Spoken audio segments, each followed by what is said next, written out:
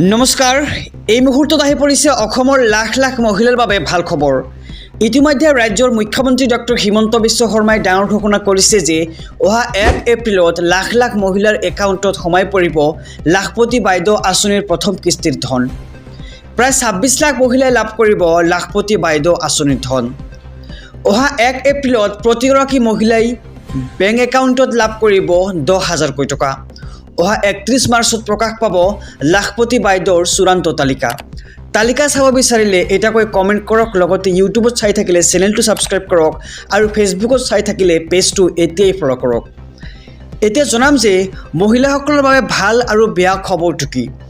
ভাল খবৰটো হৈছে যে যিসকল মহিলাই চৰকাৰে দিয়া নিয়মাৱলীসমূহ যেনে প্ৰপত্ৰ ভালদৰে পূৰণ কৰা, গছপুলি ৰোপণ কৰি ফটো আপলোড দিয়া, লগতে নিজৰ নাম ঠিকনা ইত্যাদি সঠিকভাৱে বহুৱা সকলোখিনি মানি চলিছে, সেইসকল মহিলাই কোনো সমস্যাৰ সন্মুখীন নোহোৱাকৈয়ে লাভ কৰিব লাখপতি বাইদেউৰ ধন।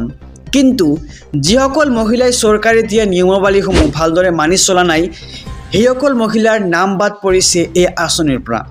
গতিকে অহা 31 মাৰ্চত প্ৰকাশ পাব চূড়ান্ত তালিকা চাব বিচাৰিলে চেনেলটো এতিয়াই ছাবস্ক্ৰাইব কৰক নাইবা ফ'ল' কৰি ৰাখক। দৰ্শকসকল, আমি ইতিমধ্যে বহুতো কথা জানিলোঁ। কেতিয়া দিব লাখপতি বাইদেউৰ ধন, কেতিয়া প্ৰকাশ পাব লাখপতি বাইদেউৰ চূড়ান্ত তালিকা, লগতে আৰু অন্যান্য বহুতো কথা জানিলোঁ।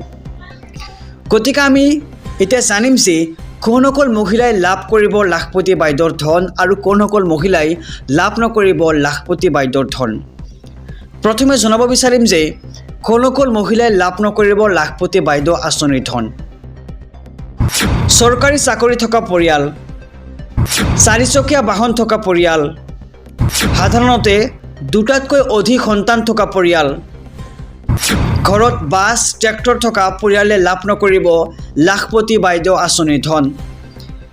ইয়াৰ ভিতৰত যিসকল মহিলাৰ নাম অন্তৰ্ভুক্ত হোৱা নাই সেই সকলোবোৰ মহিলাই লাভ কৰিব লাখপতি বাইদেউৰ ধন। এই মুহূৰ্তৰ খবৰ আমি জনাইছোঁ SB অসম মিডিয়াৰ সমূহ দৰ্শকক, যিহেতু অহা 1 এপ্ৰিলত প্ৰতিগৰাকী মহিলাই বেংক একাউণ্টত লাভ কৰিব 10,000 কোটি টকা আৰু অহা 31 মাৰ্চত প্ৰকাশ পাব লাখপতি বাইদেউৰ চূড়ান্ত তালিকা। যদি আপোনালোকে তালিকা চাব বিচাৰে তেন্তে এটাকৈ কমেণ্ট কৰক, লগতে পেজটো ফ'ল' কৰক নাইবা চেনেলটো এতিয়াই ছাবস্ক্ৰাইব কৰি ৰাখক। আমি জনাইছোঁ যে কোনসকল মহিলাই লাভ কৰিব লাখপতি বাইদেউৰ ধন আৰু কোনসকল মহিলাই লাভ নকৰিব লাখপতি বাইদেউৰ আঁচনিৰ ধন।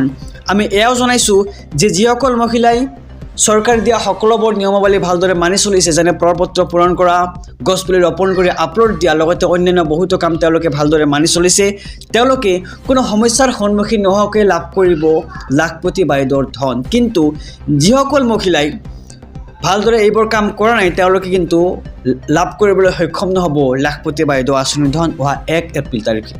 আৰু এটা কথা জনাব বিচাৰিম যে আপোনালোকে যদিহে বেংক একাউণ্টটো এতিয়ালৈকে আপডেট কৰা নাই বা আপোনালোকে KYC সম্পূৰ্ণ কৰা নাই, তেন্তে এতিয়াই আপোনালোকে KYC সম্পূৰ্ণ কৰক। KYC সম্পূৰ্ণ কৰিলেই আপোনালোকে অতি সহজেই লাভ কৰিবলৈ সক্ষম হ'ব লাখপতি বাইদেউৰ ধন। আমি এয়াও জনাইছোঁ যে চৰকাৰী চাকৰি থকা পৰিয়ালে লাভ নকৰিব লাখপতি বাইদেউৰ ধন, লগতে 4 চকীয়া বাহন থকা পৰিয়ালে লাভ নকৰিব লাখপতি বাইদেউৰ ধন, সাধাৰণতে দুটাতকৈ অধিক সন্তান থকা পৰিয়ালে লাভ কৰিবলৈ সক্ষম নহ'ব লাখপতি বাইদেউৰ ধন, লগতে ঘৰত বাছ ট্ৰেক্টৰ আদি থকা পৰিয়ালে লাভ নকৰিব লাখপতি বাইদেউৰ ধন। আজিৰ ভিডিঅ' ইমানেই আছিল। ভিডিঅ'খন ভাল লাগিলে এটা লাইক কৰক, লগতে চেনেলটো ছাবস্ক্ৰাইব নাইবা ফ'ল' কৰি ৰাখক। ধন্যবাদ।